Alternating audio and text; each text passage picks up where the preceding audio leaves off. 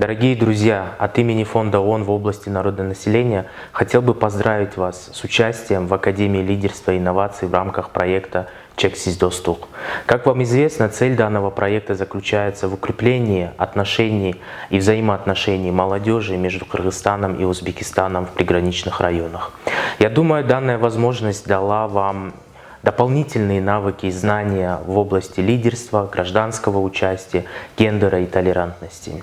Я хотел бы также вас поздравить еще раз и сказать, что это только начало вашего пути. Я думаю, те знания, которые вы получили, позволят вам укрепить, реализовать ваши проекты на местах. А это означает, что усилить роль молодежи в селах, в районах и, конечно же, в Кыргызстане, во всей нашей стране. Пользуясь данной возможностью, я хотел бы поблагодарить все агентства ООН, кто принял активное участие в реализации данной инициативы, также наших национальных партнеров и, конечно же, вас и молодежные организации. Спасибо всем большое. Салам достор, силер менен лидердик жана инновациялык академиябыздын 5-фазасында жолугушуп турганыма абдан кубанычтамын. Буга чейин силер академиябыздын 4 фазасын басып өткөнсүңөр. Ар бир фазада силер лидер болгону үйрөнгөнсүңөр, жарандык активизмди, жергиликтүү өзүңөрдүн аймактарыңарда жайылтууну үйрөнгөнсүңөр, ошондой эле социалдык тармактарды туура пайдаланууну үйрөнгөнсүңөр жана көп түрдүүлүк эмне экенин билдиңер. Жаш курагыңарга карабастан силер көптөгөн коомдук талкууларга катыштыңар. Жергиликтүү бийлик өкүлдөрү менен, эл менен кошо силер коомдук талкууларда өзүңөрдүн идеяларыңарды айтып чыктыңар. Көптөгөн ошол изилдөөлөрдүн жыйынтыктары менен тааныштырдыңар. Жана ошондой эле бюджеттик талкууларга катыштыңар. Бюджеттик талкууларда болсо, балдар, силер өзүңөрдүн иш-чараларыңарга абдан көп колдоолорду алдыңар.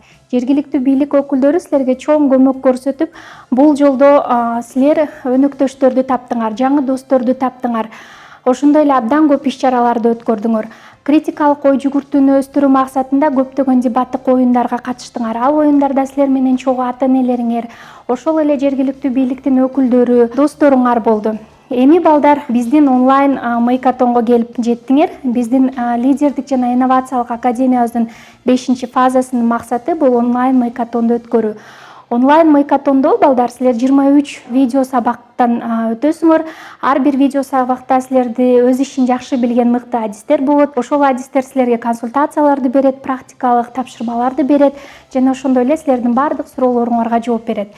Эми балдар, биз силерге эмне каалайбыз? Силерге командалык дух каалайбыз, сабырдуулукту каалайбыз. Ошондой эле силерден биз көптөгөн мыкты, инновациялык, креативдүү долбоорлорду күтөбүз. Анда балдар, силерге ийгилик.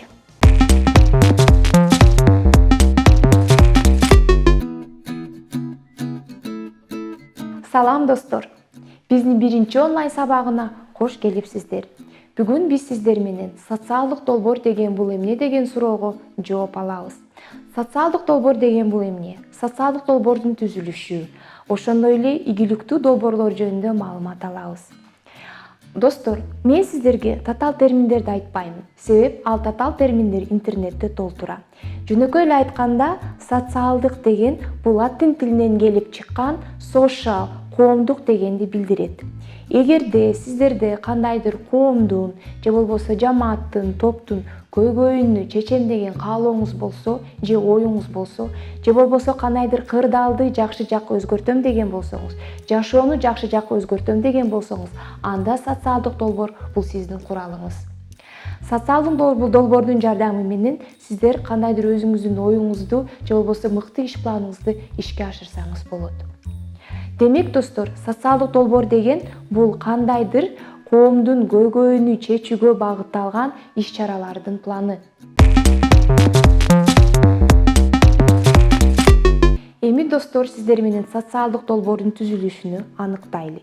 Эң биринчи, эң алдыңкы бөлүк бул көйгөйдү, маселени аныктоо. Бул маанилүү нерсе. Эмнеге дегенде, башында айткандай эле, социалдык долбоор бул кандайдыр көйгөйдү чечүүгө багытталган. Көйгөйдү аныктап жатканда сөзсүз анализ жасаш керек. Себеп көйгөйдү аныктоо бул жөнөкөй жумуш эмес. Көп учурда биз көйгөйдү аныктап жатканда көйгөйдүн кесепетини же көйгөйдүн себебини биз көйгөй катары кабыл алышыбыз мүмкүн. Ошондуктан сөзсүз көйгөйдү аныктап жатканда көйгөйгө анализ жасалат. Бул анализ тууралуу биз сиздер менен кененирээк кийинки сабакта сүйлөшөбүз. Экинчи бөлүк болсо бул долбоордун максатын коюу. Максат койгондо биз дайыма сөзсүз көйгөйгө таянып максат коебуз. Үчүнчү бөлүк болсо бул долбоордун милдеттери. Алар бизге максатка жетүүгө жардам берет. Биз кайсы милдеттерди аткарсак, ушул милдеттерге жетсек, ал милдеттер биздин максатыбызга алып келет. Төртүнчү бөлүк болсо бул биздин кадамдарыбыз. Ар бир милдет кадамдарга бөлүнөт. Кадамдар бул кайсы иш-чаралардын жардамы менен биз максатыбызга жете алабыз. Биз сиздер менен иш план иштеп чыгабыз.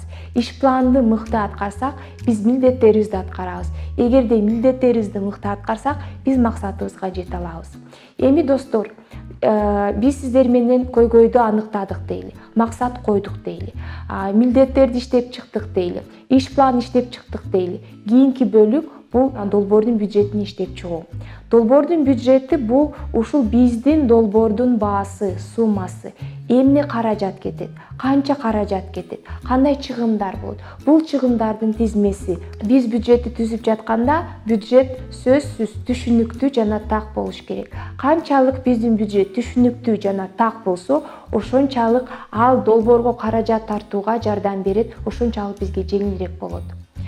Эми достор, бюджеттен кийинки бөлүк бул мониторинг жүргүзүү. Мониторинг да долбоордо бул маанилүү нерсе. Мониторинг бул ушул долбоордун алкагында ишке ашып жаткан иш-чараларды көзөмөлдөө жана иш-чаралар жөнүндө маалымат чогултуу.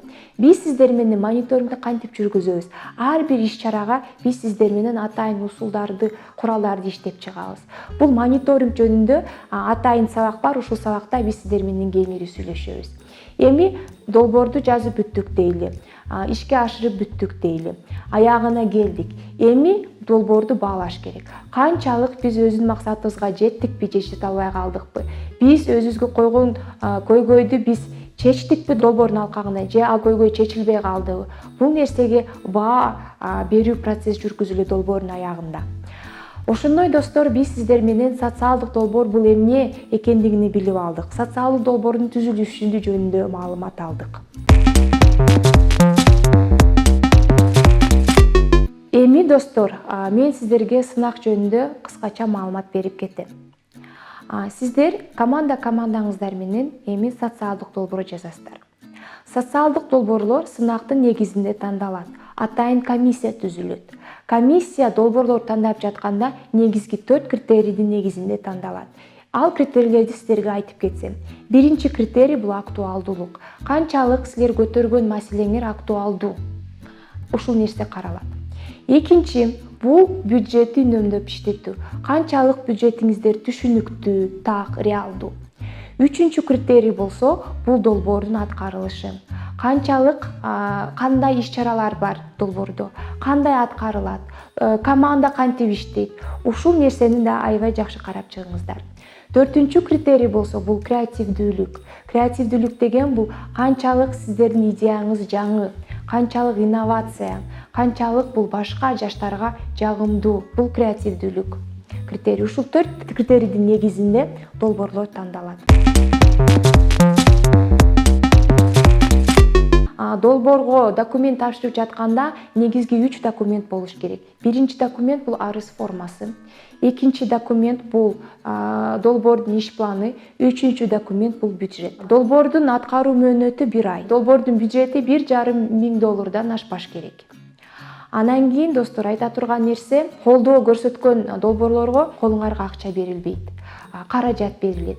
Мисалы, эгерде бюджетте кеңсе буюмдар каралган болсо, же болбосо спорттук эмгектер каралган болсо, аларга акча каражат берилбейт. Аларга долбоордун кызматкерлери силерге ал каражаттарды сатып алып кеп берет. Анан кийин долбоордун алкагында биз эмнени колдобойбуз? Мисалы үчүн ижарага алган имараттарды биз колдобойбуз. Анан кийин гонорар, айлыктарды биз колдобойбуз. Ошондой достор, мен ойлоймун, сиздер сонун долбоорлорду жазасыздар. Башка жаштардын тажрыйбасы менен бөлүшкүм келет сиздер менен. Ушул биздин Кыргызстанда эле бир чоң мектеп жолдун боюна жайгашкан үчүн унаа кырсыктар тез болуп турат болчу.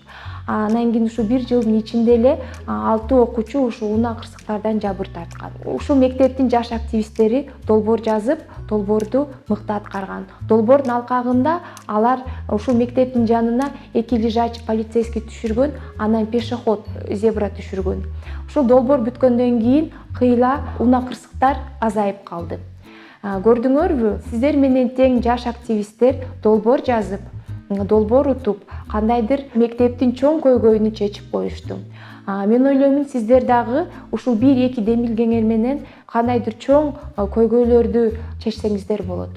Анан кийин ушул эл аралык тажрыйба менен бөлүшсөм, ушул Санкт-Петербург шаарында жаш активисттер долбоор жазып, алар атайын жумуш менен камсыз кылуу борбор ачышты.